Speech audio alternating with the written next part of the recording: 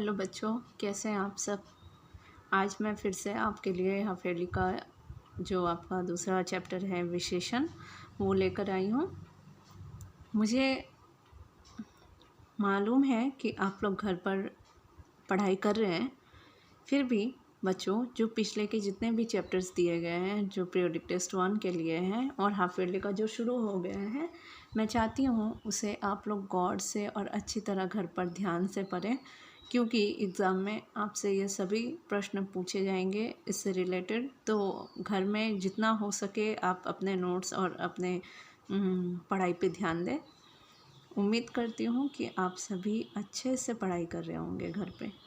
अपने वक्त को बर्बाद मत कीजिएगा, पढ़ाई कीजिएगा।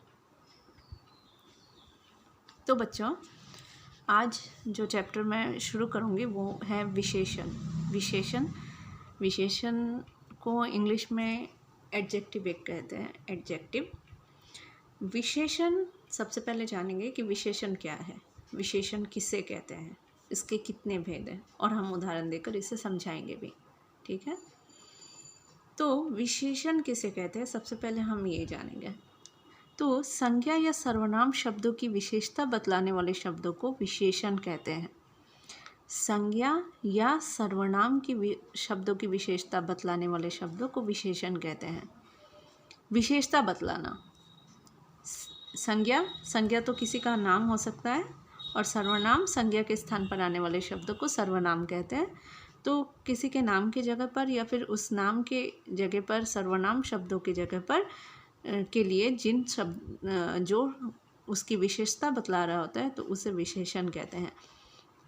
जैसे फॉर एग्ज़ाम्पल मैं आपको एक बता दूं, जैसे यहाँ सुंदर है, तो सुंदर जैसे मैं कहूँ कि रीता सुंदर है, रीता सुंदर है, तो सुंदर क्या हुआ, तो रीता सुंदर है, तो यहाँ पे दिया हुआ है कि संज्ञा या सर्वनाम शब्दों की विशेषता बतलाने वाले शब्दों को विशेषण कहते हैं। संज्ञा और सर्वनाम शब्दों की विशेषता बतलाने वाले शब्दों को विशेषण कहते हैं। तो रीता, जब मैंने कहा रीता, तो रीता तो किसी का नाम है, तो नाम तो संज्ञा हुआ, तो संज्ञा के बारे में क्या कहा जा रहा है कि रीता सुंदर है।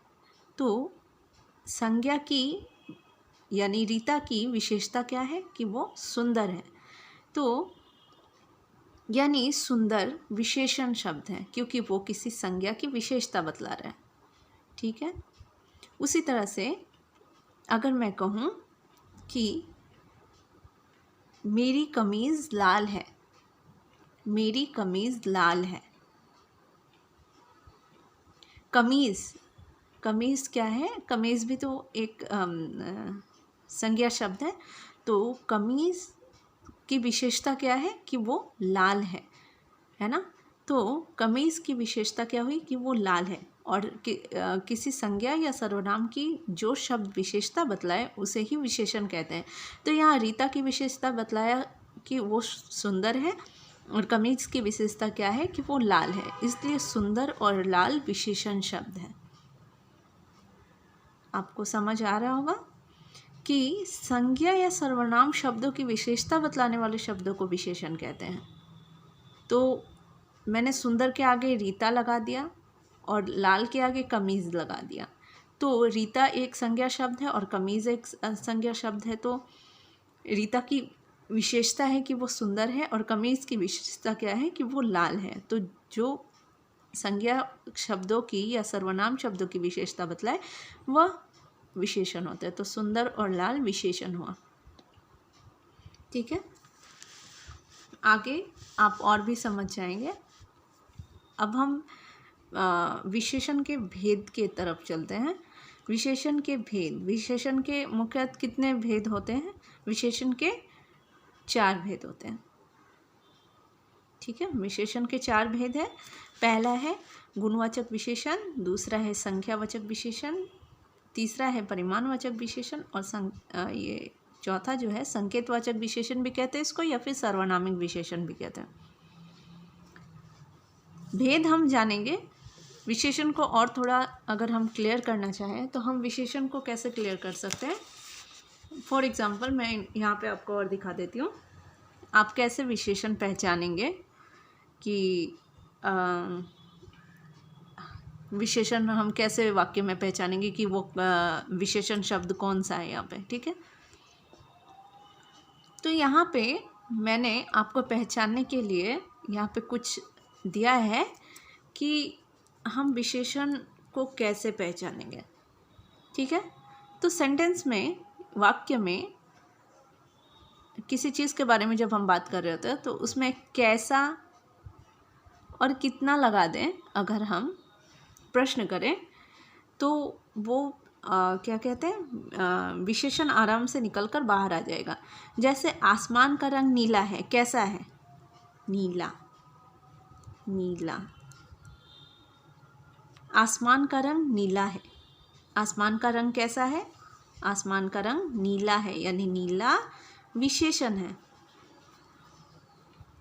आपको अगर विशेषण को निकालना है तो आप ये ट्रिक यूज़ कर सकते हैं, ठीक है। विशेषण का मतलब ही आप समझ जाइए कि कैसा, कितना, ठीक है। कैसा, कैसी, कितना, ये चीज़ें जो हैं वो विशेषण के लिए होती हैं।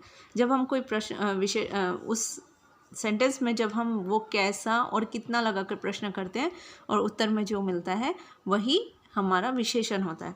जैसे मोहन एक अच्छा लड़का है, कैसा लड़का है? अच्छा, तो ये भी आपका विशेषण है। समझ में आ रही है आपको?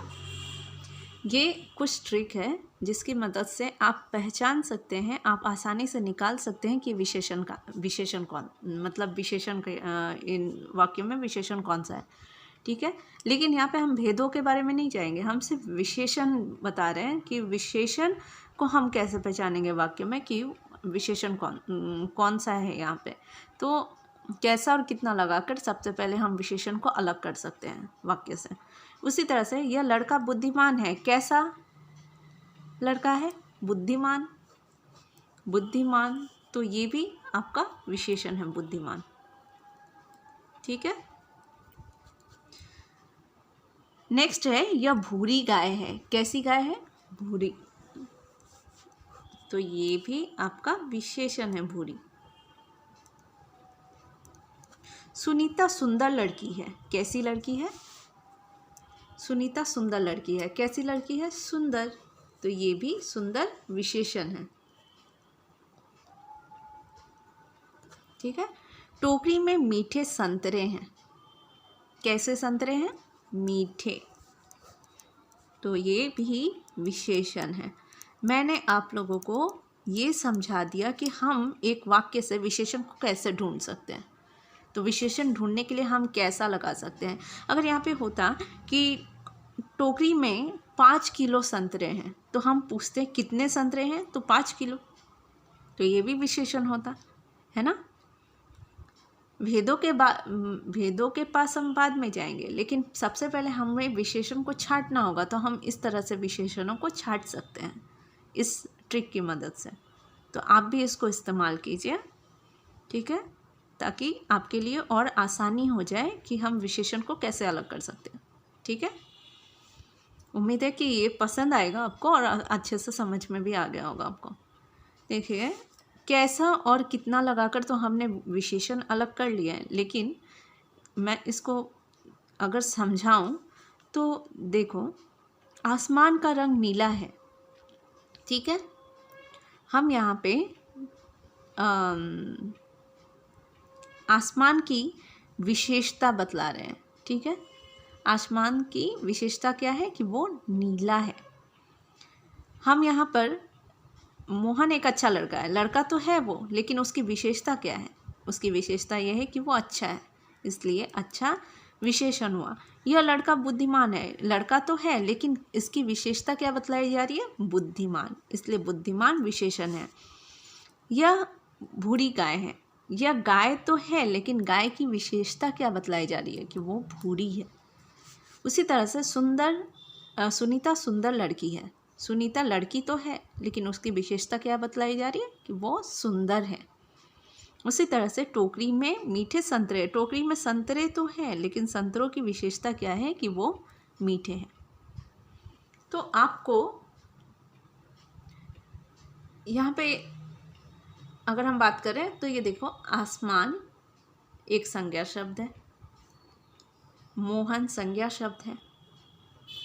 यह लड़का, अगर लड़का की जगह यह भी होता, यह बुद्धिमान है, तो ये सर्वनाम होता शब्द, तो इसकी भी विशेषता ये होती कि वो बुद्धिमान है। तो संज्ञा शब्द हो चाहे सर्वनाम शब्द हो, उनकी विशेषता बतलाने वाले शब्द को विशेषण कहते हैं। समझ में आ गया? चलिए अब भेदों की तरफ बढ़ते हैं। भेदों में सबसे पहले है गुणवाचक विशेषण, दूसरा है संख्यावाचक विशेषण, तीसरा है परिमाणवाचक विशेषण और चौथा है संकेत या फिर सार्वनामिक विशेषण। सबसे पहला क्या है? गुणवाचक विशेषण। गुण, गुण का मतलब क्या समझते हैं हम? गुण, गुण हम कहते हैं ना, उसकी क्वालिटी, वो कैसी है। गुण, अब गुण में हम ये नहीं कहेंगे कि इस गुण का अर्थ ही सिर्फ ऐसा ना हो कि हम सिर्फ अच्छे ही गुणों की बात करें। यहाँ पे बहुत सारी चीज़ें हैं जो गुणवाचक विशेषण के अंदर आती हैं। जैसे देखिए, पहले हम इसकी परिभाषा जानते हैं। जो शब्द संज्ञा और सर्वनाम के गुण, देखिए यहाँ पे गुण, दोष, दोष उसकी खामी, उसकी गलती, ठीक है, उसके अंदर बुराई, ठीक है, गुण, अच्छाई, उसके बाद बुराई भी गुणवाचक विशेषण के अंदर आता है। उसके बाद रंग, उसका रंग, नेक्स्ट उसका आकार, उसके बाद उसकी अवस्था आदि का बोध कराते हैं, वे गुणवाचक विशेषण कहलाते हैं। तो गुणवाचक विशेषण में सिर्फ गुण ही नहीं आते हैं, यहाँ पे उसका दोष भी आता है, उसका रंग भी आता है, आकार भी आता है। किसका? संज्ञा और सर्वनाम का। उसका गुण भी आता है, दोष भी आता है, रंग भी आता है, आकार भी आता है, अवस्था भी आती है। तो ये सारी चीज़ें गुणवाचक विशेषण के अंदर आती हैं। जैसे देखो, सुमित साहसी बालक है। अभी सुमित संज्ञा शब्द है, उसकी विशेषता क्या बतलाई जा रही है कि वो एक साहसी बालक है। साहसी बालक, ये उसका गुण बताया जा रहा है ना। उसी तरह से अंगुलीमाल बहुत क्रूर डाकू था। अंगुलीमाल बहुत ही क्रूर डाकू था। तो अंगुलीमाल जो है वो एक संज्ञा शब्द है, तो उसकी विशेषता क्या बतलाई जा रही है कि वो एक क्रूर डाकू था। तो क्रूर जो है वो उसकी अच्छाई के बारे में बात नहीं किया जा रहा है अंगुलीमाल के, उसके बुराई के बारे में बात किया जा रहा है कि वो बहुत क्रूर डाकू था। वो मतलब लोगों को मारता पीटता था, ठीक है। तो यहाँ पे उसकी विशेषता में बतलाई गई है, लेकिन गुण नहीं, दोष बतलाया गया है, ठीक है। उसी तरह से बहुत सारी चीज़ें आती हैं। आप गुणवाचक विशेषण में अगर बात करें हम गुणवाचक विशेषण की और, तो उसमें जैसे यहाँ पे दिया हुआ है आकार। आकार के बारे में अगर हम बात करें तो हम कह सकते हैं राम लंबा लड़का है, राम छोटा लड़का है, हाँ, राम आकार में। और जैसे चांद गोल है, उसके बाद चकोर, ये सारी चीज़ें आकार के अंदर आती हैं। उसी तरह से रंग के अंदर क्या होगा कि जैसे राम गोरा लड़का है या राम काला लड़का है, वह गोरा है या काला है। इस तरह की रंग के बारे में बात करें, जैसे गुलाब लाल है उसके, तो जहाँ पे हम उसके गुण के बारे में बात करें, जहाँ पे उसके दोष के बारे में बात करें, जहाँ पे संज्ञा या सर्वनाम के रंग के बारे में बात करें, या उसके आकार के बारे में बात करें, या उसकी अवस्था। अवस्था क्या? अवस्था में जैसे आपका अवस्था क्या हो सकता है, जैसे वह वृद्ध है, बूढ़ा है, ठीक है, वह बालक है, तो ये उसकी अवस्था है, ठीक है। तो ये सारी चीज़ें सब किसके अंदर आती हैं? गुणवाचक विशेषण के अंदर। गुणवाचक विशेषण को समझने के लिए कोई परेशानी नहीं है, आराम से समझ में आ जाती है। यहाँ पे जैसे है कि कालिदास विद्वान व्यक्ति थे, ठीक है, विद्वान व्यक्ति थे। तो कालिदास व्यक्ति तो थे, लेकिन वो उनकी विशेषता क्या थी? वो विद्वान थे, इसलिए विद्वान जो है ये गुणवाचक विशेषण है ना।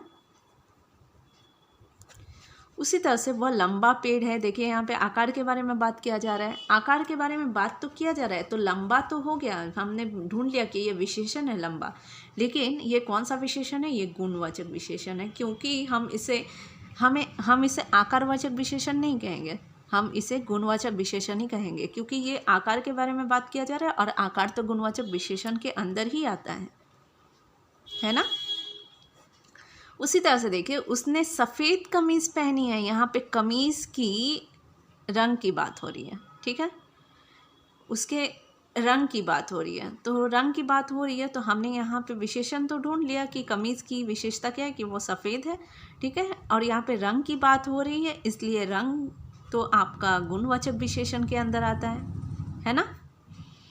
उसी तरह से यह ताज़ा फल है, फल की विशेषता क्या है कि वो ताज़ा है, ठीक है, ताज़ा, तो ये भी गुणवाचक विशेषण है, ताज़ा, समझ गए। उसके बाद से मंजू का घर पुराना है, घर की विशेषता क्या है कि वो पुराना है, तो पुराना जो है ये भी गुणवाचक विशेषण के अंदर ही आएगा।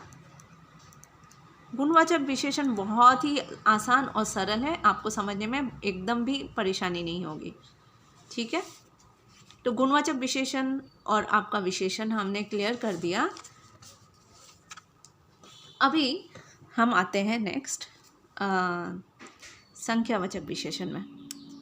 संख्यावाचक विशेषण, संख्या से क्या समझते हैं, संख्या से हम समझते हैं ना कि यहाँ पे किसी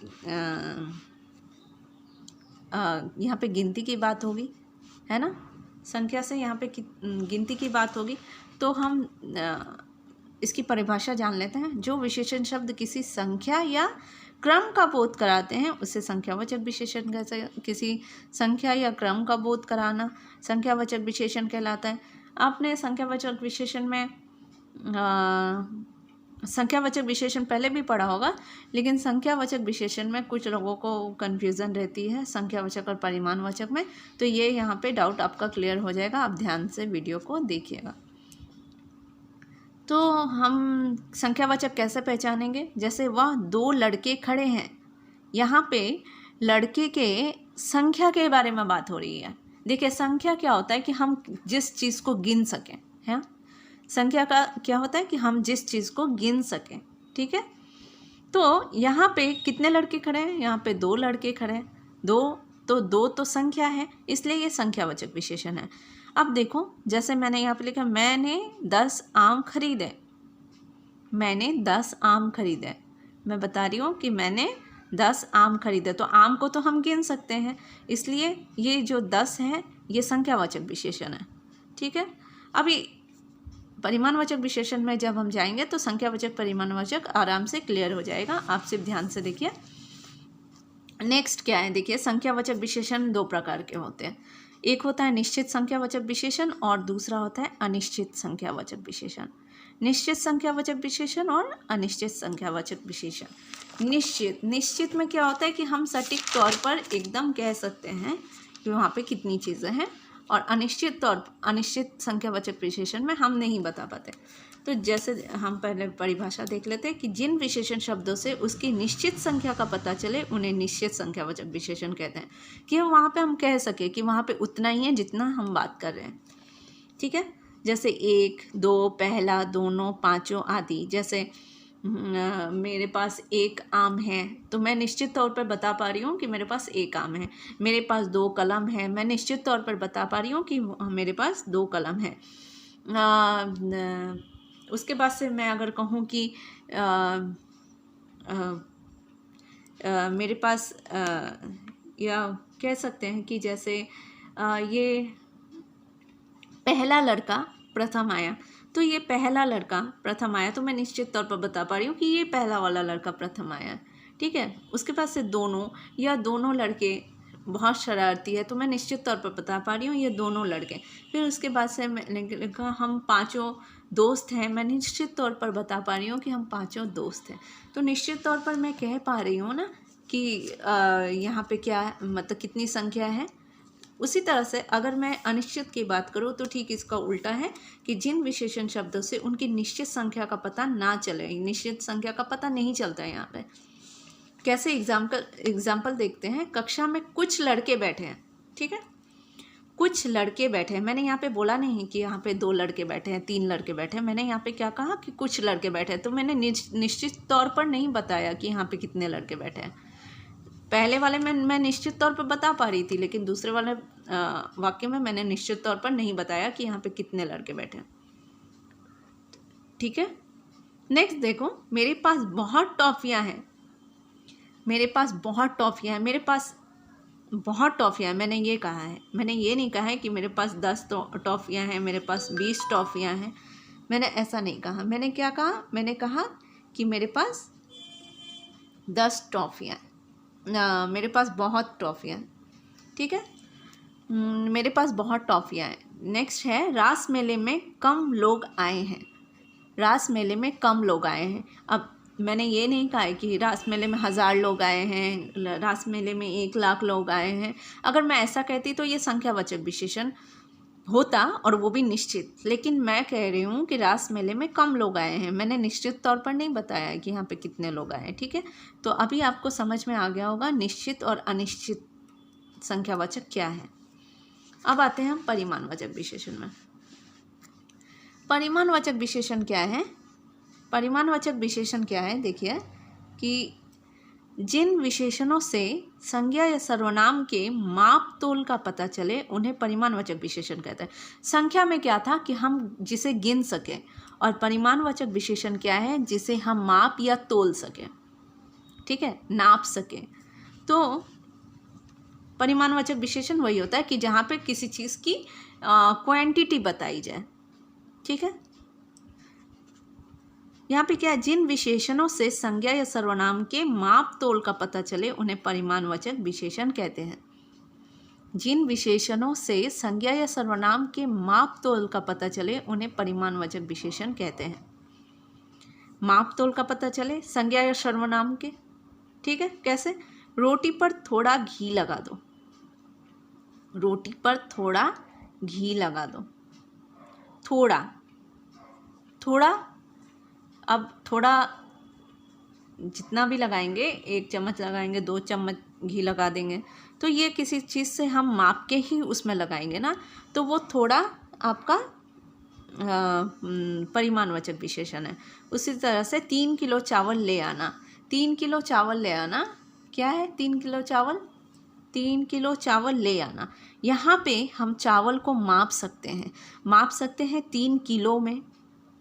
यहाँ पे देखो कि 3 नहीं लिखा, 3 चावल ले आना। यहाँ पे हम ऐसा तो बोल ही नहीं सकते 3 चावल ले आना। चावल जब भी हम खरीदेंगे तो उसे माप के ही लेंगे, तोलेंगे ही उसे। तो मापना या तोलना ही आपका परिमाणवाचक विशेषण कहलाता है। तो चावल को हमने मापा तोला, तो इसलिए चावल तो आपका परिमाणवाचक विशेषण है। 3 किलो चावल का परिमाण है, इसलिए ये 3 किलो परिमाणवाचक विशेषण है। और घी कितना, थोड़ा, तो थोड़ा परिमाणवाचक विशेषण है। अभी परिमाणवाचक विशेषण भी 2 प्रकार के होते हैं, एक निश्चित परिमाणवाचक विशेषण और दूसरा अनिश्चित परिमाणवाचक विशेषण। निश्चित परिमाणवाचक विशेषण क्या है, देखते हैं।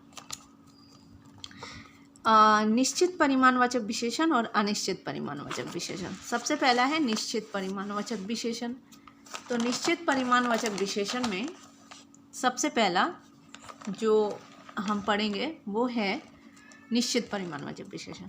जिन विशेषण शब्दों से किसी निश्चित माप तोल का पता चले उन्हें निश्चित परिमाणवाचक विशेषण कहते हैं। जैसा कि मैंने ऊपर आपको बताया था संख्यावाचक विशेषण में, जहाँ पे हम निश्चित तौर पर कह सके कि वहाँ पे कितनी चीज़ें हैं, उसी तरह से हम यहाँ पे भी निश्चित तौर पर बता पाते हैं कि यहाँ पे कितनी चीज़ें हैं।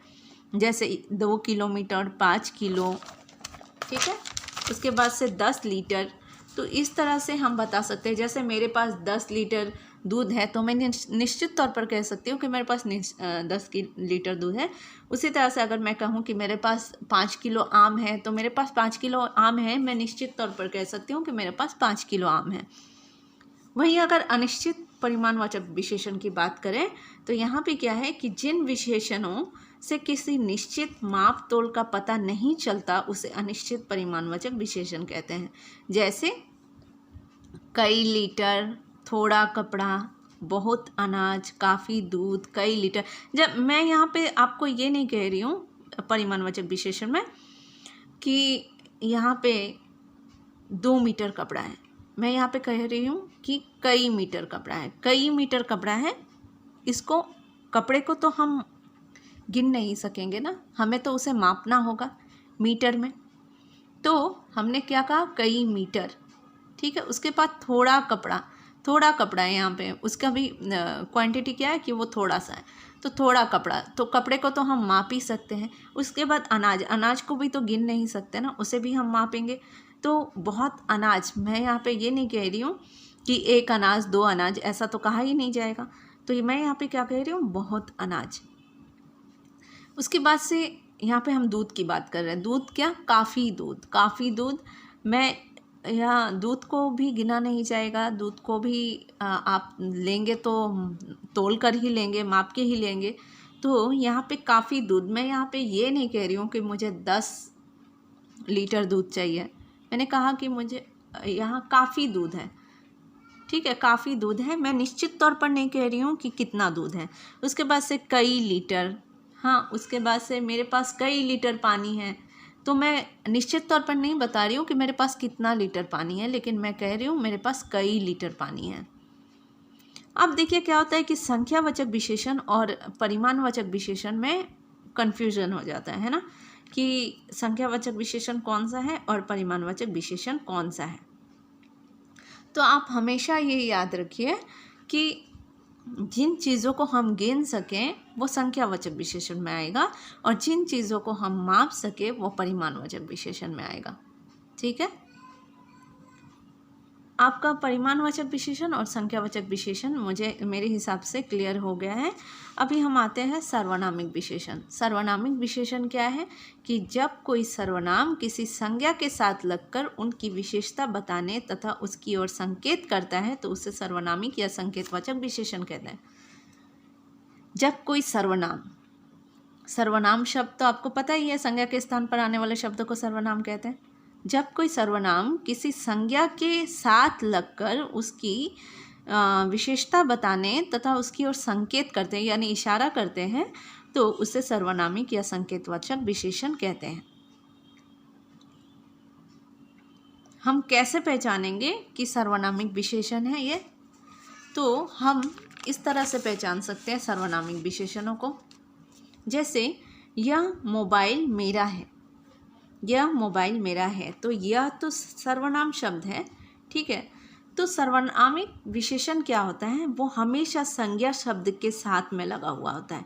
मोबाइल तो एक संज्ञा शब्द है ना, और ये सर्वनाम शब्द है। तो यह मोबाइल मेरा है, आप एकदम से गौर कीजिएगा कि सबसे पहले सर्वनाम आएगा, उसके बाद ठीक उसके पीछे संज्ञा शब्द आएगा। जब एक सर्वनाम के बाद में संज्ञा शब्द आता है तब आप समझ जाइएगा कि ये सर्वनामिक विशेषण है। नेक्स्ट वाला देखिए, ये किताबें किसकी है, ये किताबें किसकी है, तो ये तो सर्वनाम शब्द है। सर्वनाम के ठीक पीछे क्या आया है, संज्ञा, इसलिए ये सर्वनामिक विशेषण है। ये जो है ये सर्वनामिक विशेषण है।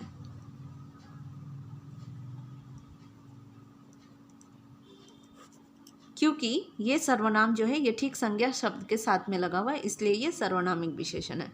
वह पंखा तुम्हारा है, वह पंखा, पंखा संज्ञा शब्द है और सर्वनाम ठीक संज्ञा शब्द के आगे लगा हुआ है, इसलिए ये भी सर्वनामिक है। यानी कि आपको गौर करना है कि कोई भी सर्वनाम के पीछे अगर कोई संज्ञा शब्द आता है, मतलब कि पहला वाला जो ये शुरुआत है ये सर्वनाम से होगा, और उसके ठीक पीछे जब कोई संज्ञा शब्द लगा हुआ होगा तो आप समझ जाइएगा कि ये सर्वनामिक विशेषण है। मैंने आपको थोड़ा आपका कन्फ्यूज़न, डाउट क्लियर करने के लिए मैंने यहाँ पे और एक एग्जाम्पल दिया है। यह तुम्हारा पंखा है, वह तुम्हारा पंखा है। ये पहला जो सर्वनाम आया इसके ठीक पीछे तो कोई संज्ञा शब्द नहीं है। आपको संज्ञा शब्द दिख रहा है? संज्ञा शब्द तो यहाँ है, ठीक है। तो इसके पहले दो सर्वनाम आए, तो ये तो एकदम से सर्वनाम है, ये सर्वनामिक विशेषण नहीं है, क्योंकि इस सर्वनाम के पीछे कोई संज्ञा शब्द नहीं आया है।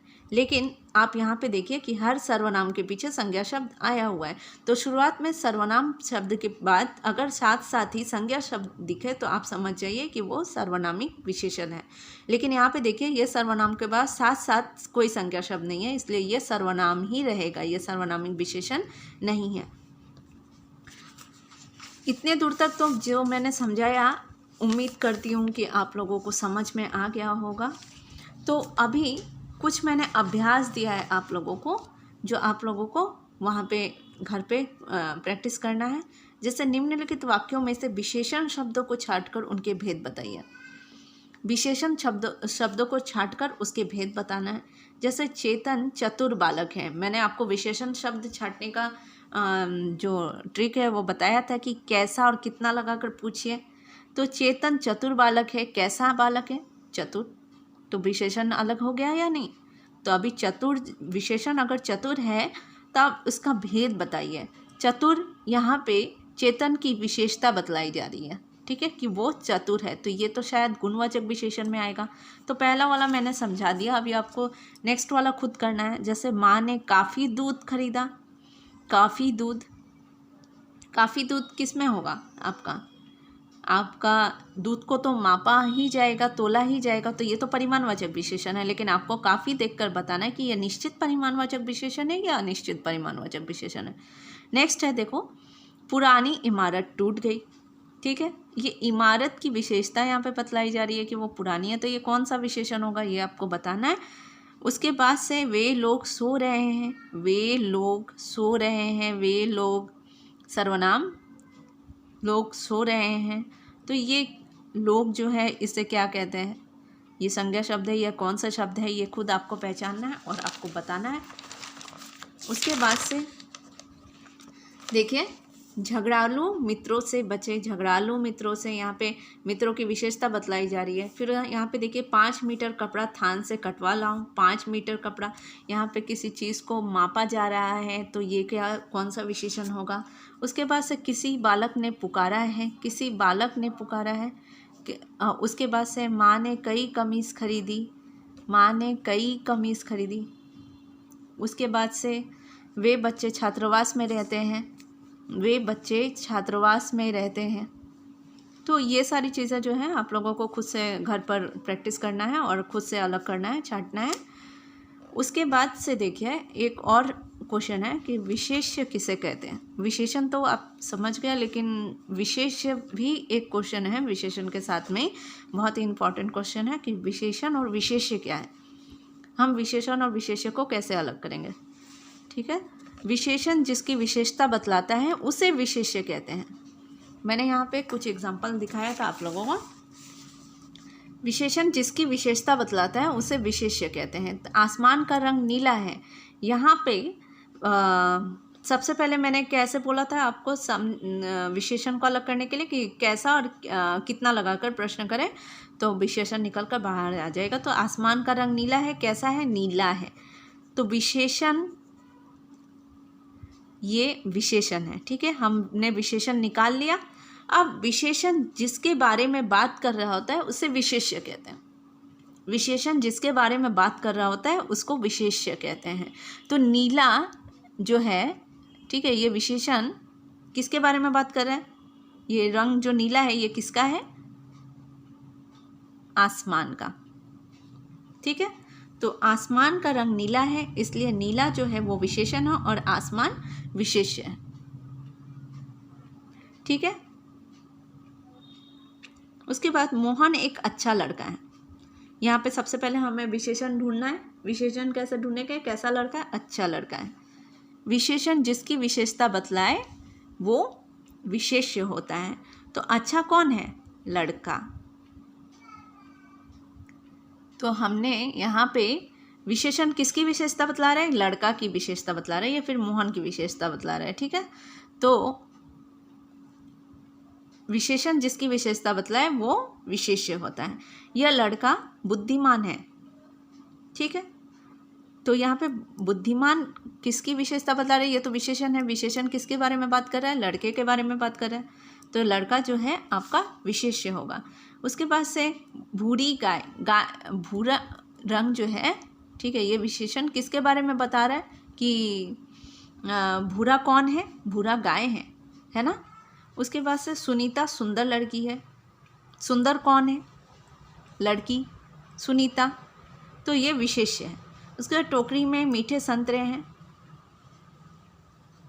मीठे कौन है, संतरे हैं, ठीक है। तो हम यहाँ पे विशेष्य को ढूंढने के लिए कौन भी लगा सकते हैं, ठीक है। तो सबसे पहले क्या था कि यहाँ पे मैंने आपको कुछ अभ्यास दिया, निम्नलिखित वाक्यों से विशेषण और विशेष्य को अलग अलग कीजिए, ठीक है।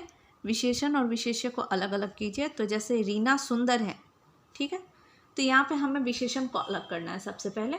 तो कैसी है, सुंदर है, तो सुंदर तो अलग हो गया, हाँ, तो सुंदर विशेषण है। तो विशेषण किसके बारे में बात कर रहे हैं, रीना के बारे में बात कर रहे हैं, इसलिए रीना विशेष्य हुई, ठीक है। पहले विशेषण निकालना है, उसके बाद से बताना है कि विशेषण किसके बारे में बात कर रहा है। तो वो विशेषण जिसके बारे में बात करें, जिसकी विशेषता बतलाए, वो विशेष्य होता है। उसके बाद से देखिए, उसके बाद से मेरी साड़ी नीली है, ठीक है। तो कैसी है साड़ी, नीली है, तो नीली तो विशेषण है। उसके बाद से साड़ी की नीली जो है ये विशेषण है। तो विशेषण किसकी विशेषता बतला रहा है, साड़ी की विशेषता बतला रहा है, ठीक है। साड़ी नीली है, इसलिए साड़ी जो है वो विशेष्य है। तो पूरा मैं नहीं बताऊंगी, आप लोगों को खुद ही करना है। कुआं गहरा है, तो यहाँ पे विशेषण कौन सा होगा, विशेष्य कैसा होगा, तो आपको इस तरह से छाट के लिखना है, विशेषण कौन सा है, फिर विशेष्य कौन सा है, ये सारे आपको ऐसे ही करना है। तो बच्चों, मुझे लगता है कि ये आपको समझ में आ गया होगा। तो आपको अगर कोई भी ऐसी परेशानी या दिक्कत होती है तो आप मुझसे पूछ सकते हैं, और समझ में आ जाए तो ये अच्छी बात है। और कोशिश कीजिएगा इसको अच्छे से समझने का, हर पार्ट को एक एक करके आप देखिए, आराम से देखिए, और ध्यान से सुनिए कि मैं क्या कह रही हूँ और कैसे इस चीज़ को करना है, तो आप आराम से इसको कर पाएंगे। तो चलिए मिलते हैं नेक्स्ट वीडियो में, तब तक के लिए बाय।